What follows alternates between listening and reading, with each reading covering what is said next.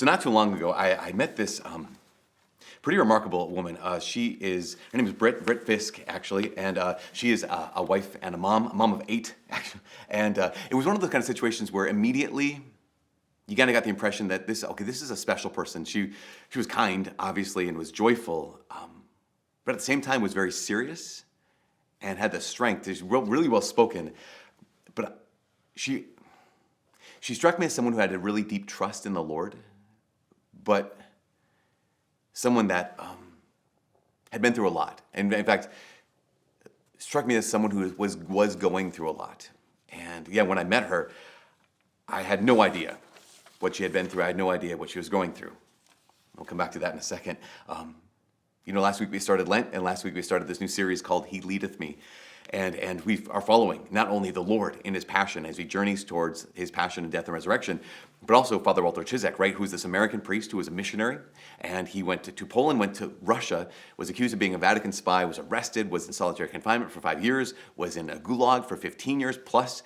He served in Siberia as a priest, kind of secretly, and he came back to the United States and told his story, just amazing of what, again, the whole point of we're doing this is because we want to see what God can do in the life of an ordinary person, how God can take an ordinary person and make him a saint. So last week we talked about expectations and how expectations are a killer of joy, right? Expectations are the thief of peace. They rob us of God's presence. And when expectations run up against reality, we have one of two choices. We can either accept reality or we can avoid reality. And so that's expectations. And I was thinking about this all week and thinking like, okay, I know expectations aren't the greatest thing, but they're still kind of nice. I mean, right? It's there's even like basic expectations, like they just help us be comfortable. That they give us a routine. They give us the sense that we can plan things. I mean, honestly, to be able to expect that tomorrow will be like yesterday is kind of nice, because when I have expectations, I'm comfortable. If I have a plan, I get comfortable. If I have a routine, that's personally, I get comfortable, because those plans, those comfortable expectations, those routines, that give us a sense of control. And that's something nice about expectations. It's something nice about plans. I feel like I can manage things. I feel like I can fix things. I feel like I can handle things. And typically we can, until we can't, right? We cling to, in our routines, in our plans, in our expectations, we cling to our illusion of control until we can't control anything anymore. And then that lack of control, I think, that lack of control reveals our conditions. Now, what I mean by that is that when our plans are interrupted, right, when our routines fall apart, we discover our conditions. We discover our as long as. So what I mean by that is, on campus, we talk to students who will say, okay, after graduation, I'll be fine as long as I can find work after college. Or like even in school, like in class, I will pray as long as my classes are going well. Or when it comes to relationship stuff, it's like, no, I'll be faithful as long as I find that significant other. Or even just in relationships, like, no, I can trust God. I know I can trust God as long as there's a proposal by Easter. Like that kind of situation where my expectations and my routines, my plans, they reveal my conditions. And Britt, this wife and mom, she talks about this. So as I mentioned, Britt is a mom of 8, open to life. She's a faithful Catholic woman. She has homeschooled her kids, and just really passing on the faith and the love and the joy of knowing Jesus Christ. She and her husband run a ranch where she said their cattle and their kids run free on this ranch. And yet part of her story is this, that when she and her husband conceived their 8th child, Britt agreed to genetic testing in utero, because she did that with all her kids, but she said, I had this thought in my mind that said, I'm fine with raising a special needs child as long as I know beforehand and could prepare.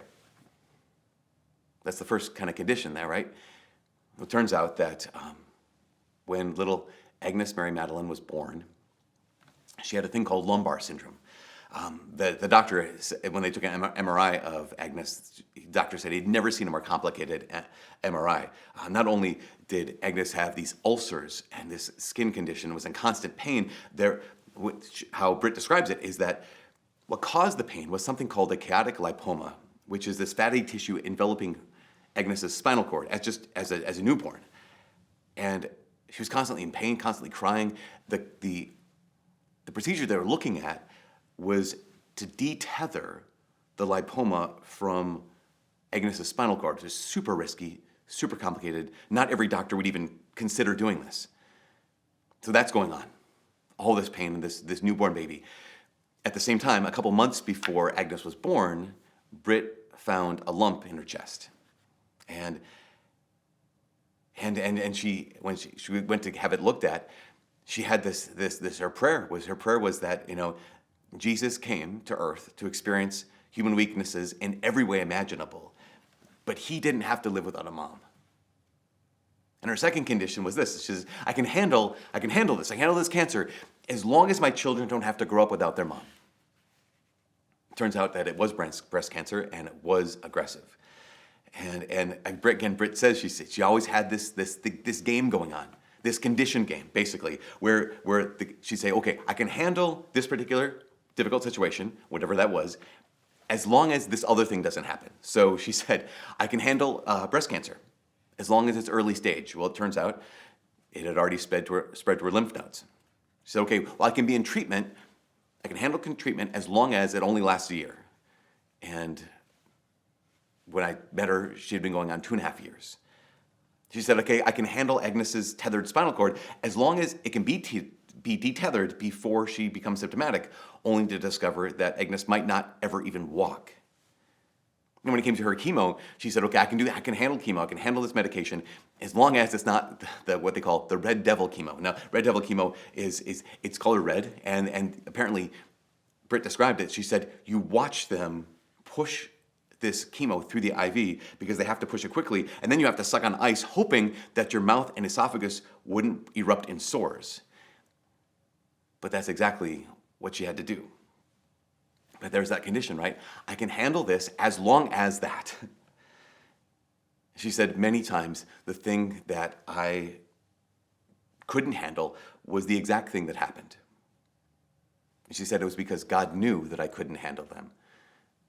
But he could. She said I had to stop trying to handle it. I had to stop trying to control it. I had to stop trying to enter in my will so that his will could be done. And here's the thing, as that story kept unfolding, they kept finding more cancer in her.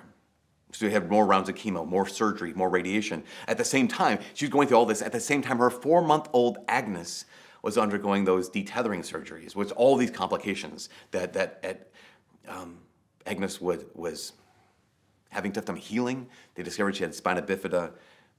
She was in pain. Britt was in pain. More interruptions and more conditions being revealed. And especially this big revelation. Amidst all this, Britt said she discovered this revelation about her own heart. She said, it wasn't ever that I didn't need God. She said, I knew he was constantly there, and I never doubted his love for me.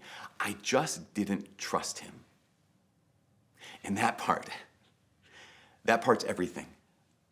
Because we have interruptions in our plans, we have interruptions in our expectations, and interruptions in our routines. They reveal our conditions. They reveal basically what we're placing our trust in. Am I placing my trust in my plan? Am I placing my trust in my routine? Am I placing my trust in my expectations? Or am I placing my trust in God? So Father Walter, going back to He Leadeth Me, he went through a different series of events, but it's the exact same process. If you've been reading the book at all, you know that when he was in Poland, remember he couldn't go right into Russia. He had to go to Poland. He was in this town called Albertine. While he was there, he was only there for a year, but he got into a routine. He had a plan. He had some sense of control. But then when the Red Army invaded, right, when the Russians invaded, he was only 2 years ordained. He had only been with that group of people for 1 year, and he said he had some sense of how normal people acted in normal times, but in the midst of a crisis, he wrote this, he said, but the war changed everything.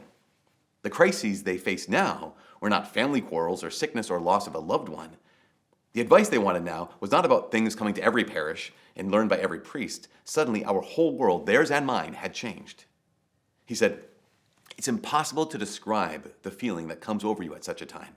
The feeling that somehow, in an instant of time, everything has changed. And nothing again will ever be the same. Tomorrow will never again be like yesterday. Again, that's what we expect, right? Is I know what yesterday's going to be like, or I know what tomorrow's going to be like, because I know what yesterday was like.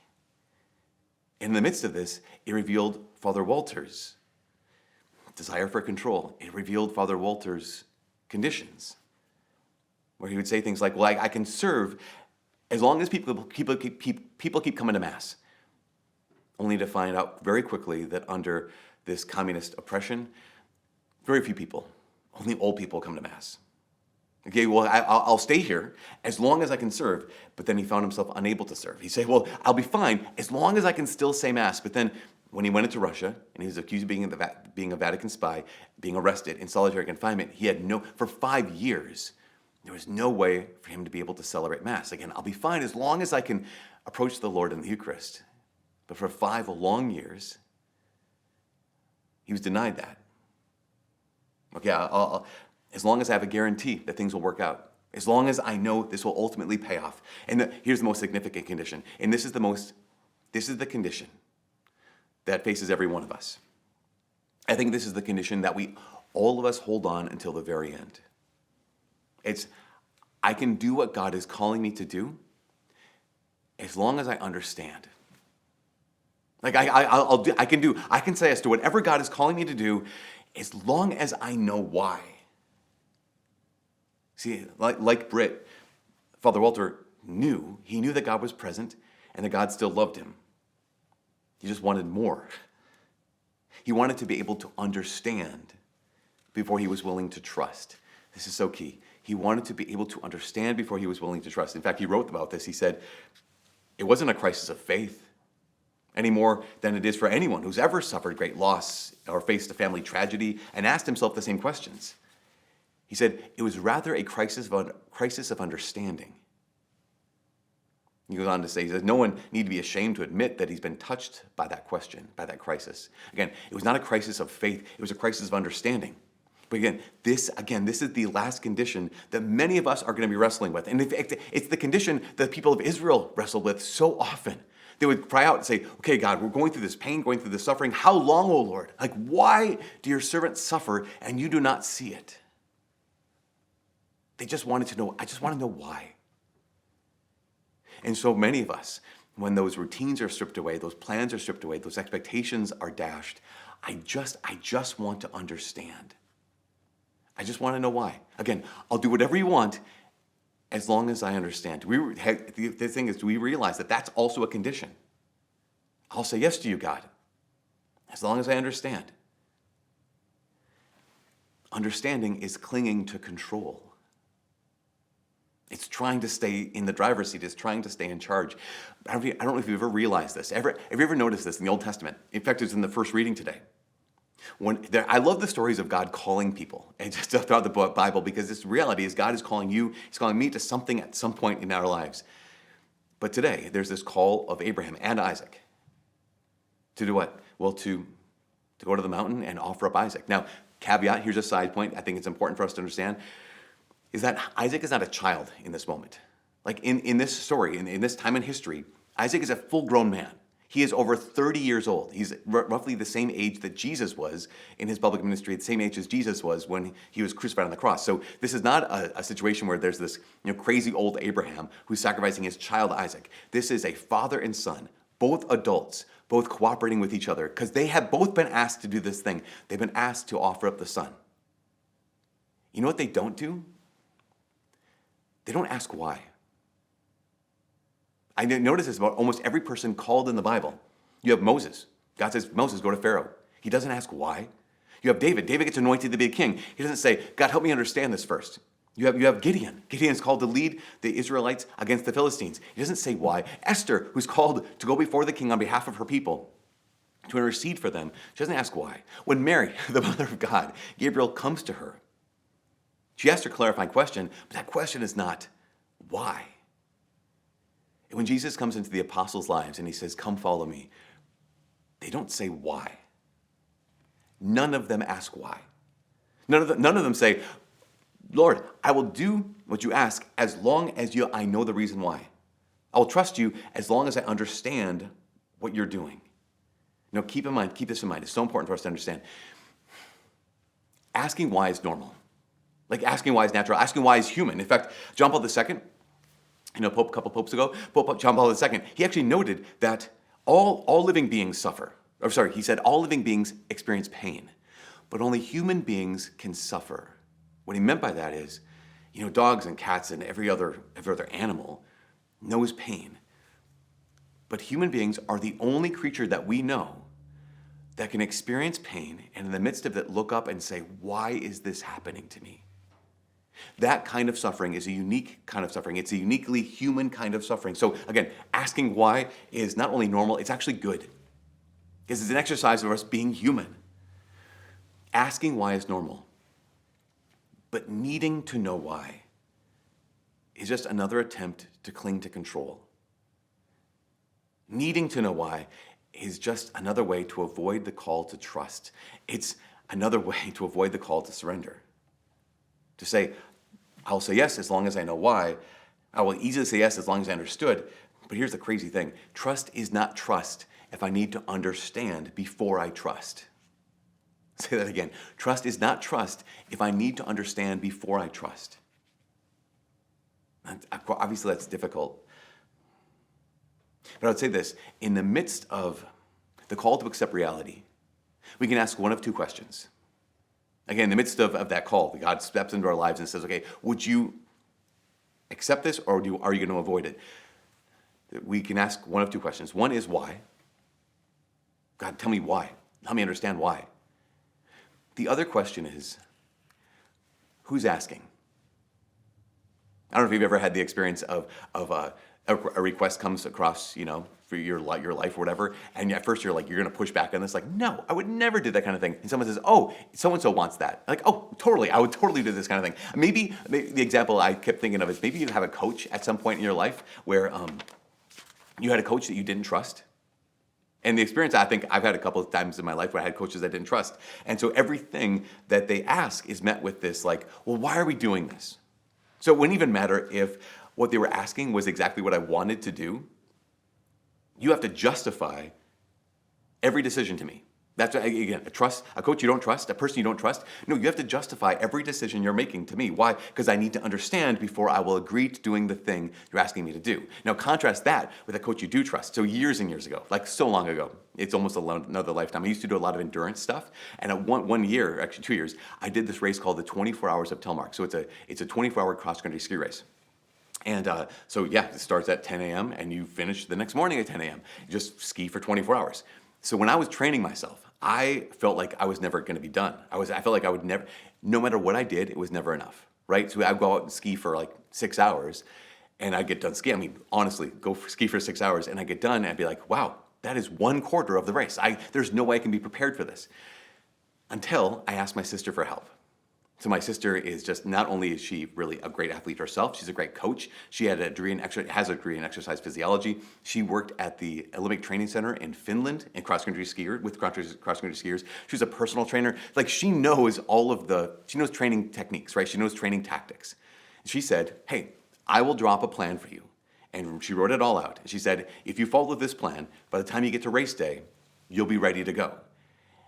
And I trusted her. So I looked at the plan and just did exactly what she said. If there's a day she would say, go hard, I would go hard. If there's a day that she would say, okay, I want you to ski for 6 hours, take a 4-hour break, then ski for another 4 hours, I would do that. If she said, today's a rest day, I would gladly, absolutely rest on that day. Why? Because I trusted her. She didn't have to justify herself to me. She didn't have to tell me why, because I knew who. She didn't have to tell me why she was asking me to do this, because I knew who was asking. And this is the heart of the second reading today. St. Paul, writing to Christians, he says, if God is for us, who can be against us? He who did not spare his own son, but handed him over for us all, how will he also not give us everything else along with him?